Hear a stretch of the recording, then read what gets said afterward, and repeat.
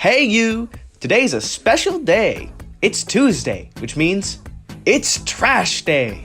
This is a big deal because I haven't taken out the trash in a really long time. Wonder why. This is my favorite part. Yeah! Sean! I mean Stunt-guy! Help! No! Well, don't know what I'm supposed to do about this. May as well not fight it.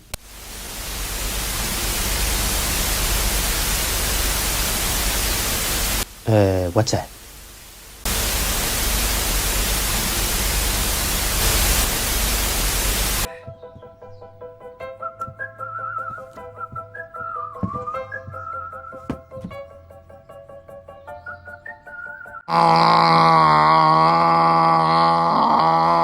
That's right! Today we get to bully Diary of a Wimpy Kid 2. I was not greatly anticipating this, as I'm sure is made clear by the circumstances.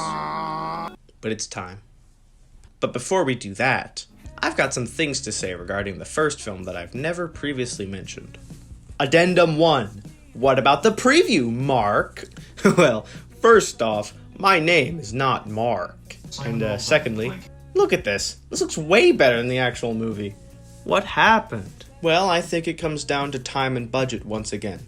They clearly wanted to achieve something like the Peanuts movie from 2015, which looks fantastic and faithfully captures the look of the material it's based on.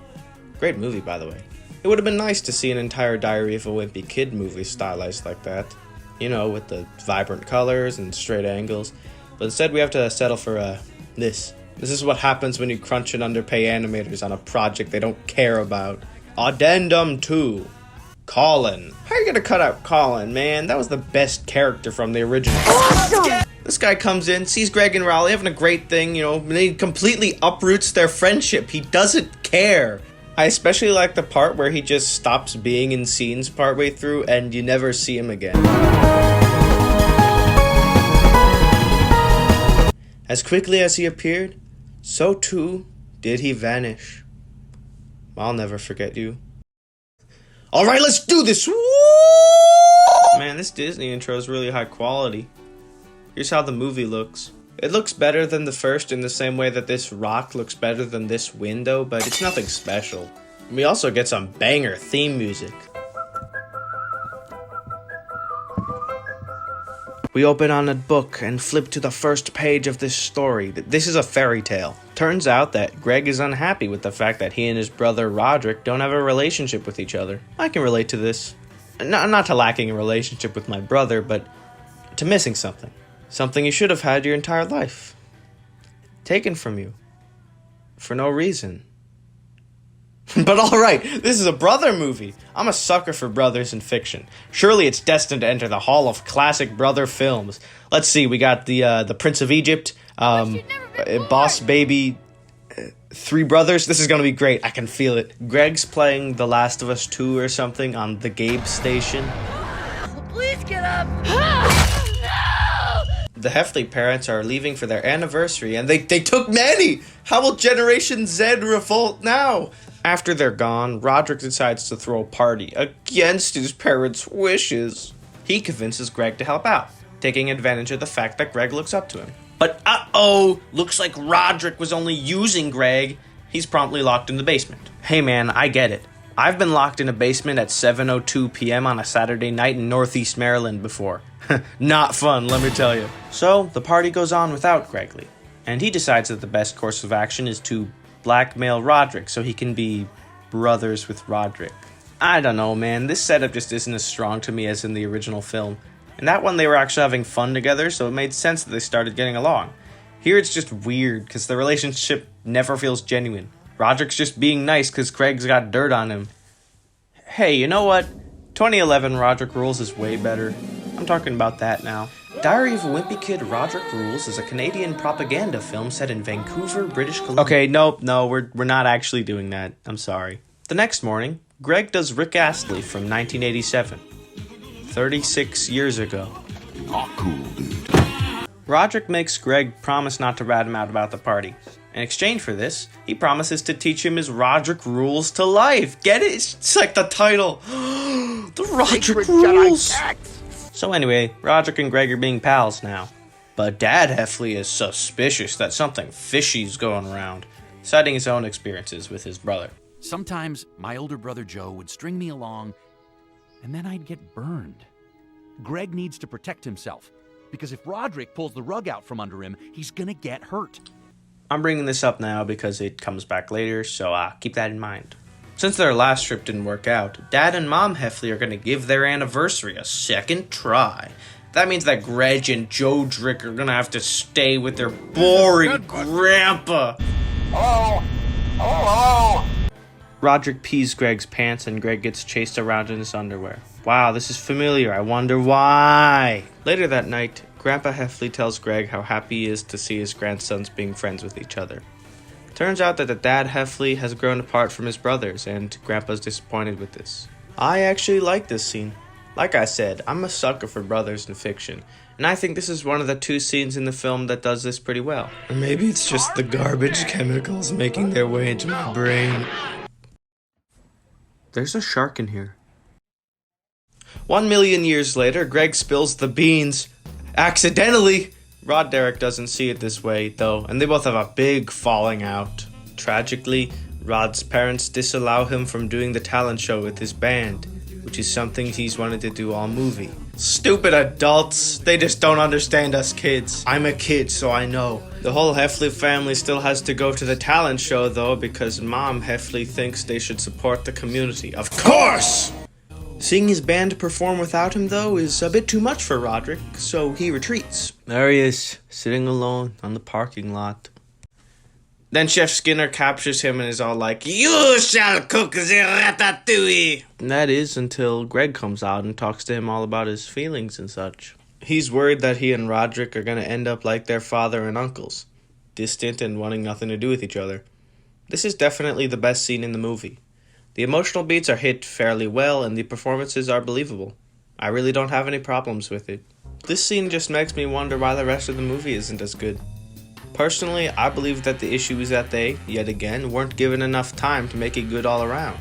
On paper, it makes tons of sense to release these films yearly. The books are released yearly, heck, even the original trilogy was released yearly, and those all turned out great. Those films were live action, though, and these are animated. Animation just requires a lot more dedication and time and money, to be good. Most of the writing in this is just characters saying they're gonna go do something and then they do that thing. Feels like a rough draft. That being said, it is a bit better than the last movie. The animation too. The whole thing is a step in the right direction, but I wouldn't call it good yet. I hope that it is clear that my quarrel with these films spawns not from hatred. Well, maybe a little bit, but it primarily stems from a place of sadness for the people who worked hard on this and perhaps wanted it to be more. I cry for them.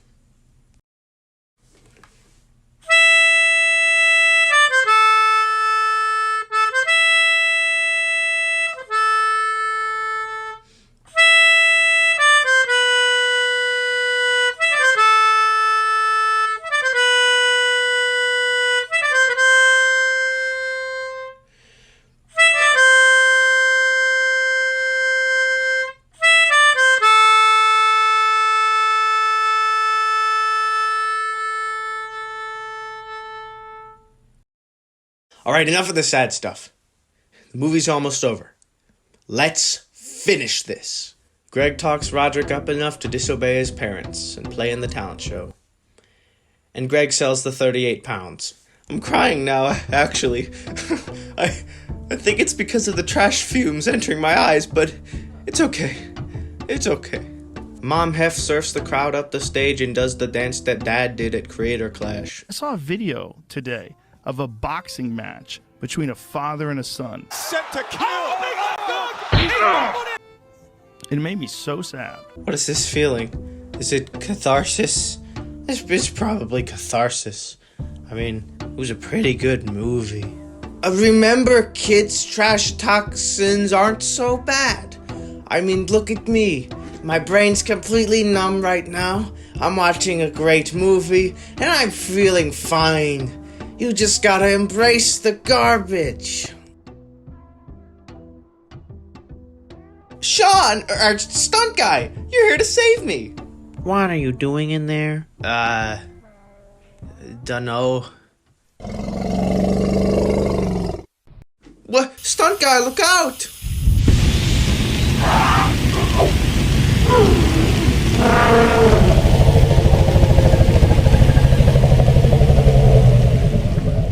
How many times do I have to tell you?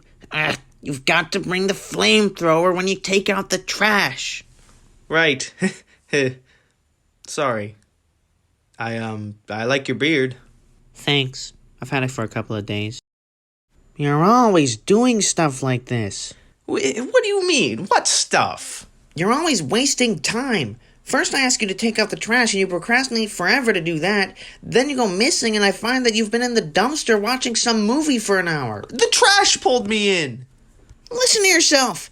Trash isn't that hard to fight off. I mean, did you even try? Whatever. Just go take a shower. I'll be back here next week. Maybe. Wait, hold on. Maybe? What else do you got going on next week? Life stuff. Responsibilities. Oh, come on. Stop being an idiot. Good night, David.